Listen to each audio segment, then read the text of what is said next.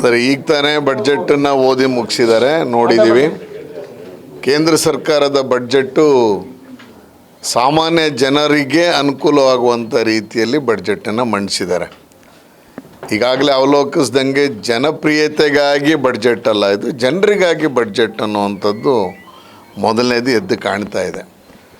ಎರಡನೇದು ಇವತ್ತೇನು ಜನ ಕ್ಯಾನ್ಸರ್ಗೆ ಹೆಚ್ಚು ತುತ್ತಾಗ್ತಿದ್ದಾರೆ ಅಂತ ಬರ್ತಾ ಇದೆ, ಆ ಥರದ ಔಷಧಿಗಳ ಮೇಲಿನ ಇದನ್ನು ಟ್ಯಾಕ್ಸನ್ನು ಎಕ್ಸಂಪ್ಷನ್ ಮಾಡಿರುವಂಥದ್ದು, ಅದರಲ್ಲಿ ಯಾವ್ಯಾವ ಡ್ರಗ್ಸ್ ಅನ್ನೋದು ಇನ್ಮೇಲೆ ಗೊತ್ತಾಗಬೇಕಾಗಿದೆ. ಒಟ್ಟು 12 ಇಂಜೆಕ್ಷನ್ಗಳ ಮೇಲೆ ಅದನ್ನು ತೆರಿಗೆಯನ್ನು ತೆಗೆದಿದ್ದಾರೆ ಅನ್ನುವಂಥದ್ದು. ಏನು ಭಾಳ ಮಹಿಳೆಯರಿಗೆ ಅಂತ ಹೇಳೋದಾದರೆ ಏನು ದಿನಸಿ ಅಂಗಡಿ ತೆಗಿಬೇಕು ಅಂತ ಅದಕ್ಕೆ ಉತ್ತೇಜನ ಕೊಡುವ ನಿಟ್ಟಿನಲ್ಲಿ ಇವತ್ತು ಶಿ ಮಾರ್ಟ್ ಅನ್ನುವಂಥ ಹೆಸರಿನಲ್ಲಿ ಪ್ರೋತ್ಸಾಹವನ್ನು ಕೊಡಬೇಕು ಅಂತ ಮಾಡಿರುವಂಥ ಯೋಜನೆಗಳಿದು. ಇನ್ನು ಹೈ ಸ್ಪೀಡ್ ರೈಲು ಏನು 7 ಬಂದಿದೆ, ಅದರಲ್ಲಿ 2 ನಮ್ಮ ರಾಜ್ಯಕ್ಕೆ ಬಂದಿರುವಂಥದ್ದು ಬಹಳ ವಿಶೇಷ ಅಂತ ಅನ್ನಿಸ್ತಾ ಇದೆ. ಹಾಗೇ ಏನು ಖಾದಿ ಇದಕ್ಕೆ ಉತ್ತೇಜನ ಕೊಡುವ ನಿಟ್ಟಿನಲ್ಲಿ ಗಾಂಧಿ ಗ್ರಾಮ ಸ್ವರಾಜ್ ಯೋಜನೆ ಅನ್ನುವಂಥ ಹೆಸರಿನಲ್ಲಿ ಅದಕ್ಕೆ ಹೆಚ್ಚು ಉತ್ತೇಜನವನ್ನು ಕೊಡಬೇಕು, ಖಾದಿಗೆ ಪ್ರೋತ್ಸಾಹವನ್ನು ಕೊಡಬೇಕು ಅನ್ನುವಂಥ ನಿಟ್ಟಿನಲ್ಲಿ ಹೊರಡಿಸಿರುವಂಥ ಆ ಯೋಜನೆ. ಅದರ ಜೊತೆಗೆ ಈಗಾಗಲೇ ನಮ್ಮೆಲ್ರಿಗೂ ಗೊತ್ತಿರುವಂಗೆ ಕರ್ನಾಟಕಕ್ಕೆ ಸಂಬಂಧಪಟ್ಟಂಗೆ ಕರಾವಳಿ ಟ್ರೆಕ್ಕಿಂಗ್ ಬಗ್ಗೆ ಹೇಳಿರುವಂಥದ್ದು. ಕರಾವಳಿ ಟ್ರೆಕ್ಕಿಂಗ್ದು ಇನ್ನಷ್ಟು ಮಾಹಿತಿಗಳು ಬರಬೇಕಾಗಿದೆ.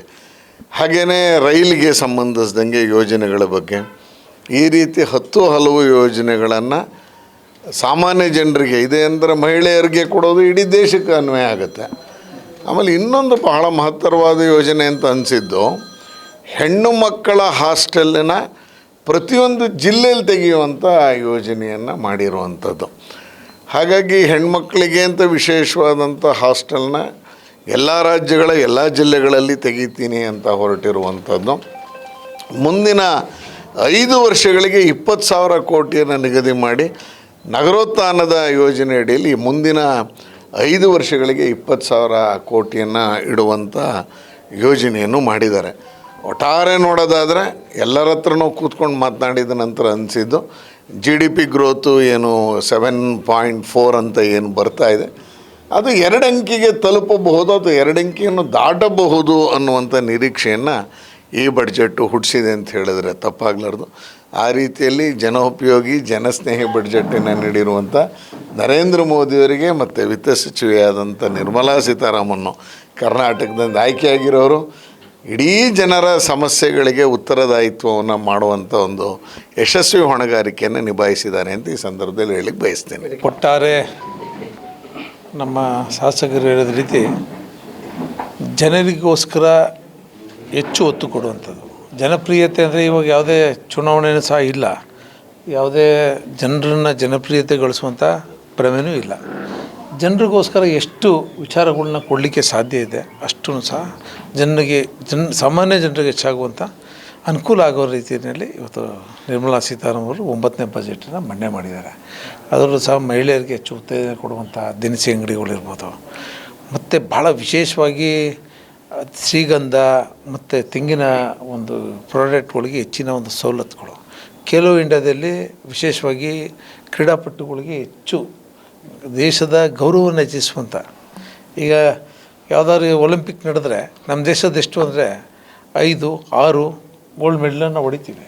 ಆದರೆ ಈಗ ಖೇಲೋ ಇಂಡಿಯಾದಲ್ಲಿ ಕೋಟ್ಯಾಂತರ ರೂಪಾಯಿ ಇನ್ವೆಸ್ಟ್ ಮಾಡಿ ಅವ್ರಿಗೆ ಟ್ರೈನಿಂಗ್ ಕೊಡುವಂಥ ಯಾವ ಕ್ರೀಡಾಪಟುಗಳಿಗೆ ಹೆಚ್ಚು ಟ್ರೈನಿಂಗ್ ಕೊಡುವಂಥ ಒಂದು ಪ್ರೋತ್ಸಾಹವನ್ನು ನೀಡಿರುವಂಥ ಕೆಲಸವನ್ನು ಇವತ್ತು ಭಾಳ ವಿಶೇಷವಾಗಿ ಮಾಡಿದೆ. ಅದು ನಮಗನ್ನಿಸ್ತದೆ ಭಾಳ ವಿಶೇಷ ಅಂತಕ್ಕಂಥದ್ದು. ಮತ್ತು ಗಾಂಧಿ ಗ್ರಾಮೀಣಾಭಿವೃದ್ಧಿ ಯೋಜನೆಯನ್ನು ವಿಶೇಷವಾಗಿ ಇವರು ಹೇಳ್ತಾ ಇದ್ದಾರಲ್ಲ, ತೆಗೆದುಬಿಟ್ರು ನೆರಗ ಅಂತ ಹೇಳ್ತಿದ್ರಲ್ಲ, ಅದಕ್ಕೆ ವಿಶೇಷವಾಗಿ ಒಂದು ಯೋಜನೆಯೇ ರೂಪಿಸಿದ್ದಾರೆ. ಗ್ರಾಮೀಣ ಪ್ರದೇಶಗಳಿಗೆ ಯೋಜನೆ ರೂಪಿಸಿದ್ದಾರೆ. ಮಹಾತ್ಮ ಗಾಂಧಿಗೂ ಗೌರವ ಕೊಡುವಂಥ ಕೆಲಸವನ್ನು ಇವತ್ತು ವಿಶೇಷವಾಗಿ ಮಾಡಿರ್ತಕ್ಕಂಥದ್ದು ನನಗಾದರೂ ಸಹ ಅನ್ನಿಸ್ತದೆ. ಮತ್ತು ಧಾರ್ಮಿಕ ಹಿನ್ನೆಲೆ ಇರತಕ್ಕಂಥ ನಗರಗಳಿಗೆ ಅಭಿವೃದ್ಧಿಗೋಸ್ಕರ ಅಂದರೆ ಟೂರಿಸಮ್ಗೆ ಹೆಚ್ಚು ಒತ್ತು ಕೊಡುವಂಥದ್ದು. ಯಾಕಂದರೆ ಜನ ಇವತ್ತು ಎಷ್ಟು ದುಡ್ಡು ಲೆಕ್ಕಿಸುತ್ತೆ, ಇವತ್ತು ಕುಂಭಮೇಳಕ್ಕೆ ಎಷ್ಟು ಎಷ್ಟು ಲಕ್ಷ ಜನ ಕೋಟ್ಯಾಂತರ ಜನ ಹೋಗಿ ಅಲ್ಲಿ ಸ್ನಾನ ಮಾಡುವಂಥ ಕೆಲಸ ಮಾಡಿದರು. ಅದು ಆದರೆ ಅಷ್ಟು ಜನಕ್ಕೂ ಸಹ ಸವಲತ್ತು ಕೊಡುವಂಥ ಕೆಲಸವನ್ನು ಇವತ್ತು ರಾಜ್ಯ ಸರ್ಕಾರ ಮಾಡ್ತು. ಅದಕ್ಕೆ ಪೂರಕವಾಗಿ ಧಾರ್ಮಿಕ ವಿಚಾರಗಳಿಗೆ ಸಂಪೂರ್ಣವಾಗಿ ಒತ್ತು ಕೊಡುವಂಥ ಕೆಲಸವನ್ನು ಇವತ್ತು ಮಾಡಿರ್ತಕ್ಕಂಥದ್ದು ಭಾಳ ವಿಶೇಷ ಅಂತಕ್ಕಂಥದ್ದನ್ನು ಹೇಳೋಕ್ಕೆ ಇಚ್ಛೆಪಡ್ತೀನಿ. ಮತ್ತು 5 ಮೆಡಿಕಲ್ ಹಬ್ಗಳು ನಿರ್ಮಾಣ ಮಾಡುವಂಥ ಕೆಲಸ, ಅಂದರೆ 5 ಮೆಡಿಕಲ್ ಹಬ್ಗಳನ್ನ ನಿರ್ಮಾಣ ಮಾಡುವಂಥದ್ದು, ಅಂದರೆ ಅದರಿಂದ ಮೆಡಿಕಲ್ ಸಂಬಂಧಪಟ್ಟಂಥ ಎಲ್ಲ ವಿಚಾರಗಳು ಸಹ ಅದಕ್ಕೆ ಪೂರಕವಾಗಿರ್ತಕ್ಕಂಥದ್ದು. ಅದರಿಂದ ಜನರಿಗೆ, ಸಾಮಾನ್ಯ ಜನರಿಗೆ ಹೆಲ್ತ್ ಇಂಪ್ರೂವ್ಮೆಂಟ್ಸು ಸಹ ಅದರಲ್ಲಿ ಕಾಣುವಂಥ ಕೆಲಸ ಆಗ್ತದೆ ಅಂತಕ್ಕಂಥದ್ದನ್ನು ಈ ಸಂದರ್ಭದಲ್ಲಿ ಇಚ್ಛೆಪಡ್ತೀನಿ. ಮತ್ತು ಭಾಳ ವಿಶೇಷ ಅಂತಂದರೆ ಪ್ರತಿ ಒಂದು ಜಿಲ್ಲೆಗೆ ಒಂದು ಹಾಸ್ಟೆಲನ್ನು ಕೊಡುವಂಥದ್ದು ಇದೆಯಲ್ಲ, ಅದು ಹೆಣ್ಮಕ್ಳುಗಳಿಗೆ ಅದು ಭಾಳ ವಿಶೇಷ. ಒಬ್ಬ ಹೆಣ್ಮಗಳಾಗಿ ಆ ಒಂದು ಕಾರ್ಯವನ್ನು ಮಾಡಲೇಬೇಕಾಯ್ತು. ಹೆಣ್ಮಕ್ಳುಗಳಿಗೆ ಎಷ್ಟು ಸಮಸ್ಯೆ ಇದೆ ಹಾಸ್ಟೆಲ್ಗಳು ಎಜುಕೇಷನ್ ದೃಷ್ಟಿಯಿಂದ ಅಂತಕ್ಕಂಥದ್ದು ನಮ್ಮೆಲ್ಲರಿಗೂ ಗೊತ್ತಿರ್ತಕ್ಕಂಥದ್ದು. ಮತ್ತು ಕರಾವಳಿ ಭಾಗಕ್ಕೆ ಟ್ರೆಕ್ಕಿಂಗಿಗೆ ಅವರು ಪೂರಾ ಸಪೋರ್ಟ್ ಮಾಡಿದ್ದಾರೆ, ಅದು ಭಾಳ ವಿಶೇಷ ಅಂತ ಅನಿಸ್ತದೆ. ಮತ್ತು ಸಾಕಷ್ಟು ಇದರಲ್ಲಿ ಟೋಟಲಿ ಹೇಳೋದಾದರೆ ಕೃಷಿಗೆ ಭಾಳ ಹೆಚ್ಚು ಒತ್ತು ಕೊಡುವಂಥ ಕೆಲಸವನ್ನು ಕೃಷಿಗೆ ಸಹ ಮಾಡಿದೆ. ಸೆಮಿ ಕಂಡಕ್ಟರ್ಗಳಿಗೆ ತುಂಬ ದುಡ್ಡು ಕೊಟ್ಟಿದ್ದಾರೆ, 40,000 ಕೋಟಿ ಕೊಟ್ಟಿದ್ದಾರೆ. ಅದು ಭಾಳ ವಿಶೇಷ ಅಂತಕ್ಕಂಥ.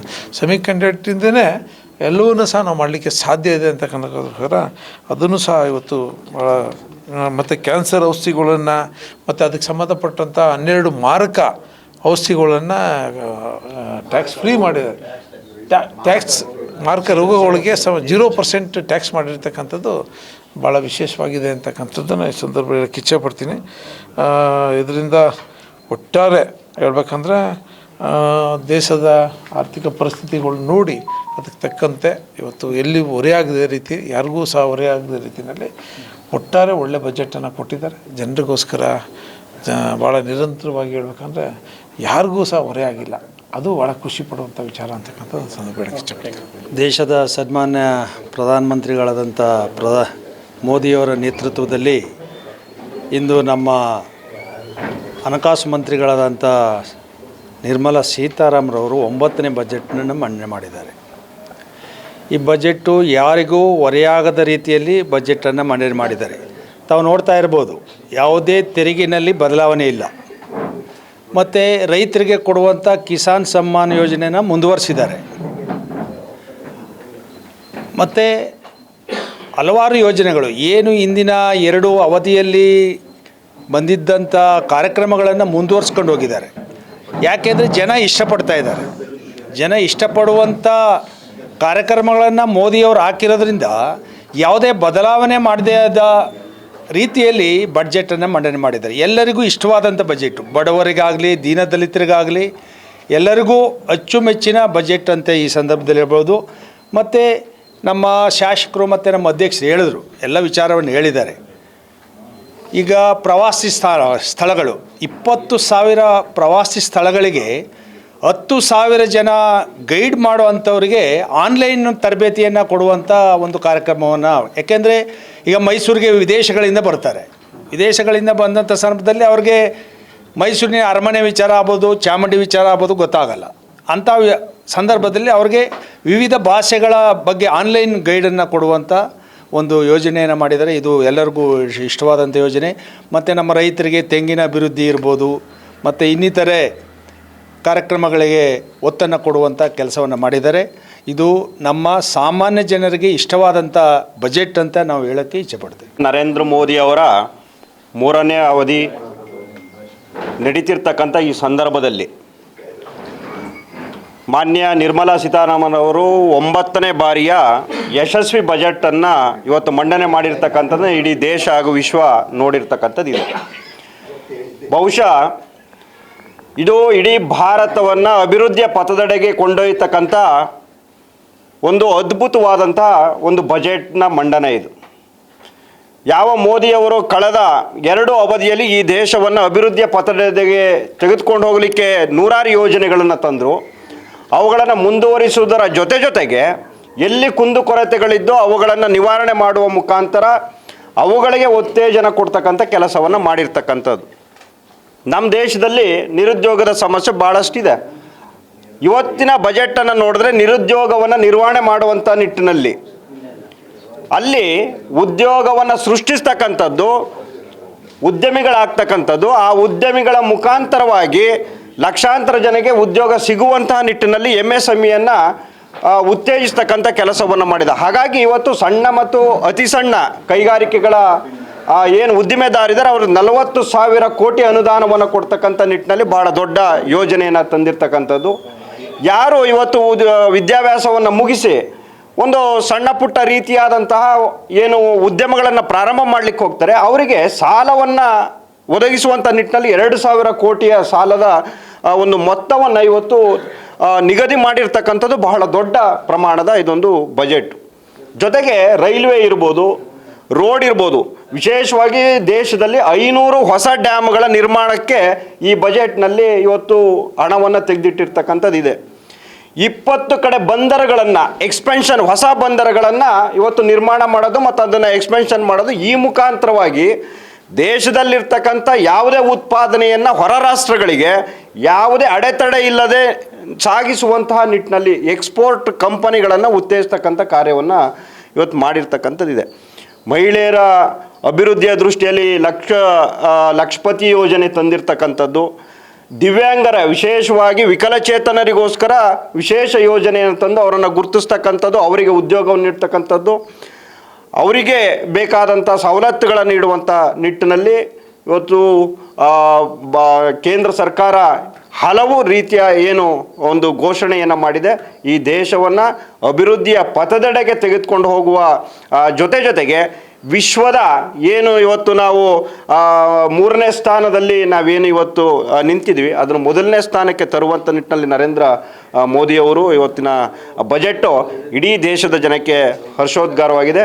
ನಾನು ಕೂಡ ಈ ಬಜೆಟನ್ನು ನೋಡಿದ ಮೇಲೆ ರಾಜ್ಯ ಸರ್ಕಾರಕ್ಕೆ ನಾನು ಆಗ್ರಹ ಮಾಡ್ತಿರ್ತಕ್ಕಂಥದ್ದು, ಬಜೆಟ್ ಅಂದರೆ ಈ ರೀತಿ ಜನಸಾಮಾನ್ಯರಿಗೂ ಕೂಡ ತಲುಪುವ ನಿಟ್ಟಿನಲ್ಲಿ ಮಾಡಬೇಕಾದಂಥದ್ದು. ಹಾಗಾಗಿ ಮುಂದಿನ ರಾಜ್ಯದ ಬಜೆಟ್ ಏನಿದೆ ಅದು ನಿಮ್ಮ ಯೋಜನೆಗಳಿಗೋಸ್ಕರ ಆಗುವಂಥದ್ದಲ್ಲ, ಸರ್ವತೋಮುಖ ಈ ಕರ್ನಾಟಕದ ಅಭಿವೃದ್ಧಿಗಾಗುವಂಥ ನಿಟ್ಟಿನಲ್ಲಾಗಬೇಕು. ಪದೇ ಪದೇ ಈ ರಾಜ್ಯದ ಮುಖ್ಯಮಂತ್ರಿಯವರು ಕೇಂದ್ರ ನಮಗೇನು ಕೊಟ್ಟಿದೆ ಅಂತ ಅನ್ನುವಂಥದ್ದನ್ನು ಹೇಳ್ತಾರೆ. ಇವತ್ತಿನ ಬಜೆಟ್ನಲ್ಲಿ ಅವರು ಘೋಷಣೆ ಮಾಡಿರ್ತಕ್ಕಂಥದ್ದು ಈ ದೇಶದ ಪ್ರತಿಯೊಂದು ರಾಜ್ಯಕ್ಕೂ ಕೂಡ 1.41 ಲಕ್ಷ ಕೋಟಿ ಹಣವನ್ನು ಈ 16ನೇ ಏನು ಹಣಕಾಸಿನ ಆಯೋಗದ ಮುಖಾಂತರ ಪ್ರತಿ ರಾಜ್ಯಕ್ಕೂ ಕೊಡುವಂಥ ಘೋಷಣೆಯನ್ನು ಇದರಲ್ಲಿ ಮಾಡಿದ್ದಾರೆ. ಅವ್ರು ಘೋಷಣೆ ಆಗಿರ್ತಕ್ಕಂಥ ಹಣ ಅದು ಕೊಡ್ತಾರೆ.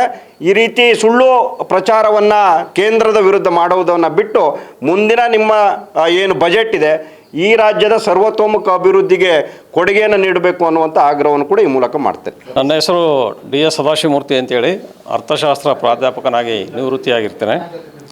ಈ ವರ್ಷದ ಆಯವ್ಯಯ ಹಣಕಾಸು ಸಚಿವರು ಆರಂಭದಲ್ಲಿ ಹೇಳಿದ ಹಾಗೆ 3 ಮುಖ್ಯ ಗುರಿಗಳನ್ನು ಇಟ್ಟುಕೊಂಡು ಮಂಡಿಸಿರ್ತಕ್ಕಂತಹ ಆಯವ್ಯಯ ಇದಾಗಿದೆ. ಒಂದು, ದೇಶದ ಸಮಗ್ರ ಉತ್ಪಾದನೆಯನ್ನು ಹೆಚ್ಚಿಸ್ತಕ್ಕಂತಹದ್ದು ಅಥವಾ ಆರ್ಥಿಕ ಬೆಳವಣಿಗೆಯ ವೇಗವನ್ನು ತೀವ್ರಗೊಳಿಸ್ತಕ್ಕಂತಹದ್ದು ಒಂದನೆಯದು. ಎರಡನೆಯದು, ಈ ದೇಶದ ಜನಸಾಮಾನ್ಯರ ಆಶೋತ್ತರಗಳು ಏನಿದೆ ಅದನ್ನು ಪೂರ್ಣವಾಗಿ ಈಡೇರಿಸಬೇಕು ಅಂತಕ್ಕಂತಹದ್ದು ಎರಡನೇ ಗುರಿ. ಮೂರನೇದು, ಪ್ರಧಾನಮಂತ್ರಿಗಳ ಕನಸು ಸಬ್ಕಾ ಸಾಥ್ ಮತ್ತು ಸಬ್ಕಾ ವಿಕಾಸ್ ಅಂತಕ್ಕಂತಹ ಒಂದು ಕಾರ್ಯಕ್ರಮ ಏನಿದೆ ಇದನ್ನು ಪೂರ್ಣ ಪ್ರಮಾಣದಲ್ಲಿ ಆಚರಣೆಗೆ ತರಬೇಕು ಅಂತೇಳಿ ಈ 3 ಉದ್ದೇಶಗಳನ್ನು ಇಟ್ಕೊಂಡು ವಿಶೇಷವಾಗಿ ಯುವಜನ ಕೇಂದ್ರಿತ ಆಯವ್ಯಯವನ್ನು ಹಣಕಾಸು ಸಚಿವರು ಮಂಡಿಸಿದ್ದಾರೆ. ಮತ್ತು ಇವತ್ತು ಜಾಗತಿಕ ಮಟ್ಟದಲ್ಲಿ ದೇಶದ ಆರ್ಥಿಕ ಸ್ಥಾನಮಾನ ಹಂತ ಹಂತವಾಗಿ ಹೆಚ್ಚು ಮಾಡಬೇಕು ಅನ್ನುವ ನಿಟ್ಟಿನಲ್ಲಿ ಸಮಾಜದ ಎಲ್ಲ ಸ್ತರದ ಜನರಿಗೆ, ಆರ್ಥಿಕ ವ್ಯವಸ್ಥೆಯ ಎಲ್ಲ ವಲಯಗಳಿಗೆ ಎಲ್ಲಿಯೂ ಕೂಡ ಅನ್ಯಾಯ ಆಗದ ರೀತಿಯಲ್ಲಿ ಎಲ್ಲರಿಗೂ ಎಲ್ಲ ವರ್ಗಕ್ಕೂ ಆದ್ಯತೆಯನ್ನು ಕೊಡುವುದರ ಮೂಲಕ ಒಂದು ಸರ್ವತೋಮುಖವಾದ ರೀತಿಯಲ್ಲಿ ದೇಶದ ಬೆಳವಣಿಗೆಯನ್ನು ಸಾಧಿಸಬೇಕು ಅನ್ನುವ ನಿಟ್ಟಿನಲ್ಲಿ ಹಣಕಾಸು ಸಚಿವರು ಈ ವರ್ಷದ ಆಯವ್ಯಯವನ್ನು ಮಂಡಿಸಿದ್ದಾರೆ. ವಿಶೇಷವಾಗಿ ನಮ್ಮ ದೇಶದ GDPಯ ಬಗ್ಗೆ ಕೇವಲ ಭಾರತ ಸರ್ಕಾರ ಅಲ್ಲ, ಅಂತಾರಾಷ್ಟ್ರೀಯ ಸಂಸ್ಥೆಗಳು ಕೂಡ ಬಹಳ ಮೆಚ್ಚುಗೆಯ ಮಾತನ್ನು ಆಡಿ ಏನು 7.4 ಅಥವಾ 5% ಅಂತಿದೆಯೇ ಇದು 2 ಅಂಕಗಳಿಗೆ ತಲುಪುವ ನಿಟ್ಟಿನಲ್ಲಿ ಈ ಯೋಜನೆ ಅಥವಾ ಈ ಆಯವ್ಯಯ ಕೆಲಸ ಮಾಡುತ್ತೆ ಅಂತಕ್ಕಂಥದ್ದು ನನ್ನ ಒಂದು ಭಾವನೆ ಆಗಿದೆ. ವಿಶೇಷವಾಗಿ ಈಗಾಗಲೇ ಹಲವಾರು ಜನ ಪ್ರಸ್ತಾಪ ಮಾಡಿದ್ರು, ಯುವಕರು ಇರ್ಬೋದು, ಮಹಿಳೆಯರಿರ್ಬೋದು, ದಿವ್ಯಾಂಗರಿರ್ಬೋದು, ಅಥವಾ ಕೃಷಿ ಇರ್ಬೋದು, ಕೈಗಾರಿಕೆ, ವಿಶೇಷವಾಗಿ ಸಣ್ಣ ಕೈಗಾರಿಕೆ ಇರ್ಬೋದು, ಖಾದಿ ಗ್ರಾಮೋದ್ಯೋಗ ಇರ್ಬೋದು, ಹೀಗೆ ಎಲ್ಲ ವಲಯಗಳಿಗೆ ಆದ್ಯತೆಯನ್ನು ಕೊಟ್ಟು ಯಾರಿಗೂ ಎಲ್ಲಿಯೂ ಕೂಡ ವಂಚನೆಯಾಗದ ರೀತಿಯಲ್ಲಿ ನಿರ್ಮಲಾ ಸೀತಾರಾಮರವರು ಮಹತ್ವವನ್ನು ಕೊಟ್ಟು ಈ ದೇಶದ ಆರ್ಥಿಕ ಸ್ಥಿತಿಯನ್ನು ಮತ್ತಷ್ಟು ಮಗದಷ್ಟು ಮೇಲ್ಮಟ್ಟಕ್ಕೆ ಕೊಂಡೊಯ್ಯುವ ಮೂಲಕ ಜಾಗತಿಕ ಮಟ್ಟದಲ್ಲಿ ದೇಶದ ಸುಸ್ಥಿರ ಅಭಿವೃದ್ಧಿ ಮತ್ತು ಆರ್ಥಿಕ ಸ್ಥಿರತೆಯನ್ನು ಕಾಪಾಡಲಿಕ್ಕೆ ಒಳ್ಳೆಯ ಬಜೆಟನ್ನು ಮಂಡಿಸಿದ್ದಾರೆ ಅಂತಕ್ಕಂಥದ್ದು ನನ್ನ ಅಭಿಪ್ರಾಯ. ಸುರೇಶ್ ಅಂತ ಹೇಳಿ ನನ್ನ ಹೆಸರು. ನಾನು ಟ್ಯಾಕ್ಸ್ ಬಗ್ಗೆ ಮಾತ್ರ ಹೇಳ್ತೀನಿ. ಇನ್ಕಮ್ ಟ್ಯಾಕ್ಸ್ ಆ್ಯಕ್ಟು ಹೊಸ ಆ್ಯಕ್ಟ್ ಬರ್ತಾಯಿದೆ, ಅದು ಈ ಏಪ್ರಿಲಿಂದ ಬರುತ್ತೆ ಒಂದು. ಆಮೇಲೆ ಮ್ಯಾಟ್ ಅಂತ ಬರುತ್ತೆ, ಅದರಲ್ಲಿ ಚೇಂಜಸ್ ಆಗಿದೆ, ತುಂಬ ಚೇಂಜಸ್ ಇದೆ. ಕೆಲವು ಟ್ಯಾಕ್ಸ್ ಸಬ್ಸಿಡಿಗಳು ಕೊಟ್ಟಿದ್ದಾರೆ, ಅದು ಸ್ವಾಗತಾರ್ಹ ಅಂತೇಳಿ ಹೇಳ್ತೀನಿ. ಶ್ರಾವಣ ಮಾಸ ಬಂದರೆ ಭಾರತದಲ್ಲಿ ಹಬ್ಬಗಳ ಸಾಲು. ಅದೇ ರೀತಿ ಫೆಬ್ರವರಿ ಮಾರ್ಚ್ ಬಂದರೆ ನಮ್ಮ ಪ್ರಜಾಪ್ರಭುತ್ವಕ್ಕೆ ಬಡ್ಜೆಟ್ನ ಉದ್ದಕ್ಕೆ ಒಂದು ರೀತಿಯ ಹಬ್ಬದ ಸಾಲುಗಳು ಬರುತ್ತೆ. ಇವತ್ತು ಕೇಂದ್ರ ಬಡ್ಜೆಟ್ ಮಂಡಿಸಿದ್ದಾರೆ ನಮ್ಮ 9ನೇ ಬಾರಿಗೆ ಸತತವಾಗಿ ನಮ್ಮ ಕೇಂದ್ರ ಹಣಕಾಸು ಸಚಿವರಾದ ನಿರ್ಮಲಾ ಸೀತಾರಾಮನ್. ಇದರ ನಂತರ ರಾಜ್ಯ ಸರ್ಕಾರದ ಬಡ್ಜೆಟ್ಟು, ನಂತರ ಸ್ಥಳೀಯ ಸಂಸ್ಥೆಗಳ ಬಡ್ಜೆಟ್, ಈ ರೀತಿ ಮುಂದಿನ ತಿಂಗಳು 1 ತಿಂಗಳು ನಡೆಯಲಿದೆ. ವಿಶ್ವದಲ್ಲಿ ಅತಿ ಹೆಚ್ಚು ಯುವಕರನ್ನ ಹೊಂದಿರತಕ್ಕಂಥ ರಾಷ್ಟ್ರ ಭಾರತ. ಆದ್ದರಿಂದ ಈ ಬಡ್ಜೆಟ್ನ ಯುವಕರು ಮತ್ತು ಮಹಿಳೆಯರಿಗೆ ಮೇಲೆ ಕೇಂದ್ರೀಕೃತವಾಗಿ ಬಡ್ಜೆಟ್ನ ಮಂಡಿಸಿದ್ದಾರೆ ಅಂದರೆ ತಪ್ಪೇನಿಲ್ಲ ಅಂತ ನಾನು ಅನ್ಕೋತೀನಿ. ಹೆಚ್ಚು ಒತ್ತನ್ನು ಯುವಕರು ಮತ್ತು ಮಹಿಳೆಯರಿಗೆ ಕೊಟ್ಟಿದ್ದಾರೆ. ಮತ್ತು ಕಳೆದ 4-5 ವರ್ಷಗಳಿಂದ MSMEಗಳಿಗೆ ಕೇಂದ್ರೀಕೃತವಾದ ಬಡ್ಜೆಟ್ಗಳಾಗಿತ್ತು. MSMEಗಳನ್ನು ಪ್ರೋತ್ಸಾಹ ಮಾಡಿ ಇಡೀ ದೇಶಾದ್ಯಂತ MSMEಗಳ ಸ್ಥಾಪನೆಗೋಸ್ಕರ ವಿವಿಧ ಬ್ಯಾಂಕ್ಗಳಿಂದ ಸಾಲ ಕೊಡುವಂಥ ಯೋಜನೆಗಳನ್ನು ರೂಪಿಸಿತ್ತು. ಆದರೆ MSMEಗಳು ಇವತ್ತು ಬಹಳಷ್ಟು ಕೆಲಸ ಮಾಡ್ತಾ ಇದೆ. ಅವರಿಗೆ ಸ್ವಲ್ಪ ತಾಂತ್ರಿಕ ಪರಿಜ್ಞಾನ ಬೇಕಿತ್ತು. ಅದಕ್ಕೋಸ್ಕರ ಕಾರ್ಪೊರೇಟ್ ಮಿತ್ರ ಅನ್ನೋ ಒಂದು ಹೊಸ ಯೋಜನೆನ ಇವತ್ತು ಘೋಷಣೆ ಮಾಡಿದೆ. ಈ ಕಾರ್ಪೊರೇಟ್ ಮಿತ್ರ ಅಂದ್ರೇನು?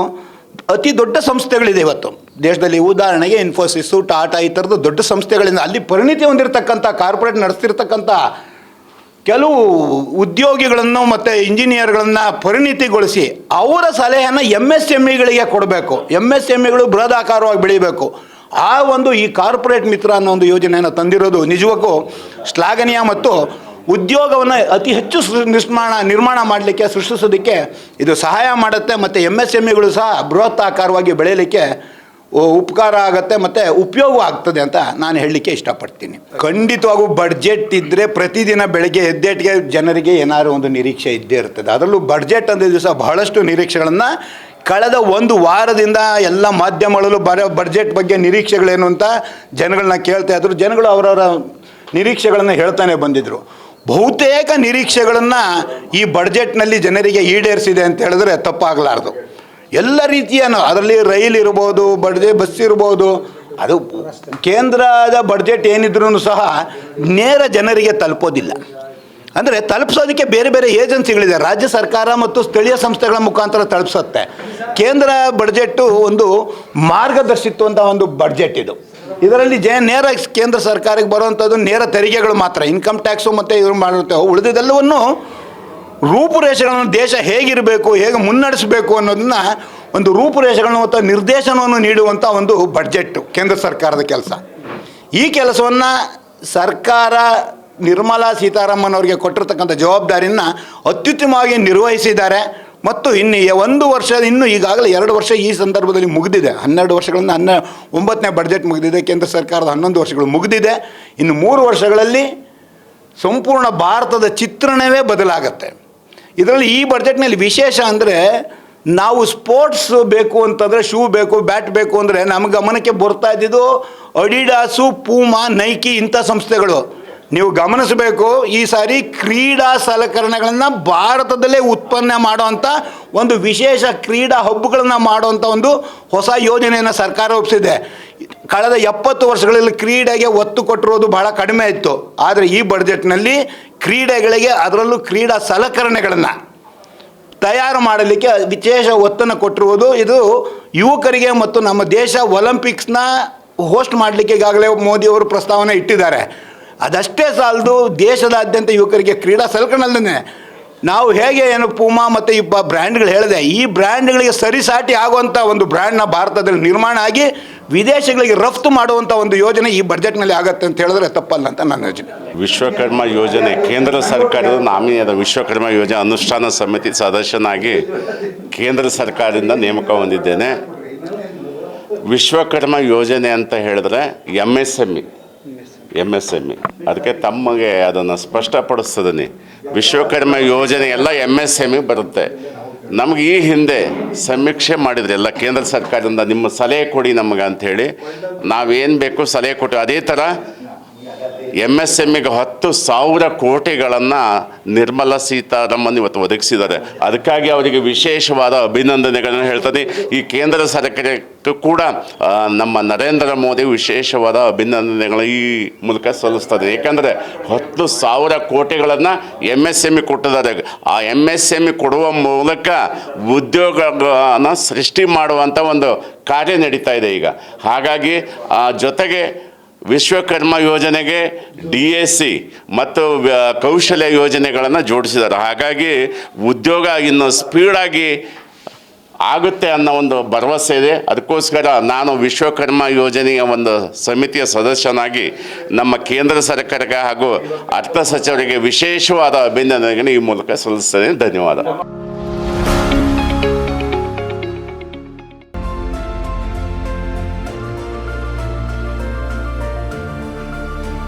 ನೈಜ ಸುದ್ದಿಗಾಗಿ ನೋಡ್ತಾ ಇರಿ ಕನ್ನಡಿಗರ ಪ್ರಜಾನುಡಿ ದಿನಪತ್ರಿಕೆ.